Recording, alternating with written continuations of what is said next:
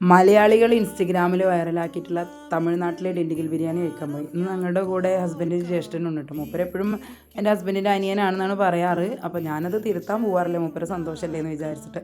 അപ്പോൾ നമ്മൾ ഡിണ്ടിഗലിലെ വേണു ബിരിയാണി എന്ന് പറയുന്ന ഫേമസ് ആയിട്ടുള്ള ഒരു ഹോട്ടലിലോട്ടാണ് കേട്ടോ പോയത്. അവിടെ അത്യാവശ്യം നല്ല റഷ് ഉണ്ടായിരുന്നു. ഉച്ച ടൈം ആയതുകൊണ്ട് നമുക്ക് വെയിറ്റ് ചെയ്തിട്ടാണ് സീറ്റൊക്കെ കിട്ടിയത്. മട്ടനാണ് കേട്ടോ അവിടുത്തെ ഹൈലൈറ്റ്.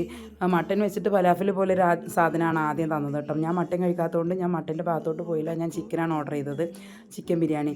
മട്ടന് ഒരു 200ഉം ചിക്കന് ഒരു 175 അങ്ങനെ എങ്ങാണ്ടാണ് റേറ്റ് വരുന്നത്. എനിക്ക് കറക്റ്റായിട്ട് ഓർമ്മയില്ല. ടേസ്റ്റ് പറയുകയാണെങ്കിൽ ഫ്ലേവർഫുൾ ആയിട്ടുള്ളൊരു റൈസാണ്. നമ്മുടെ മുളക് പൊടി ഒഴിവാക്കിയിട്ട് കുരുമുളക്, ഏലക്ക, പട്ട, ഗ്രാമ്പ് അങ്ങനത്തെ സംഭവങ്ങൾ പൊടിച്ച് ചേർത്തിട്ട് ഒരു ബിരിയാണി. വളരെ കുറച്ച് ക്വാണ്ടിറ്റി ഉള്ളൂ കേട്ടോ വരുന്നത്. ഇത്ര ഒരു ക്വാണ്ടിറ്റിയാണ് ഒരു ബിരിയാണി എന്ന് പറയുന്നത്. ആ റൈത്ത കൂട്ടി കഴിക്കാൻ അടിപൊളിയാണ്. അതുപോലെ ചിക്കൻ ലോലിപ്പോപ്പും അടിപൊളിയായിരുന്നു.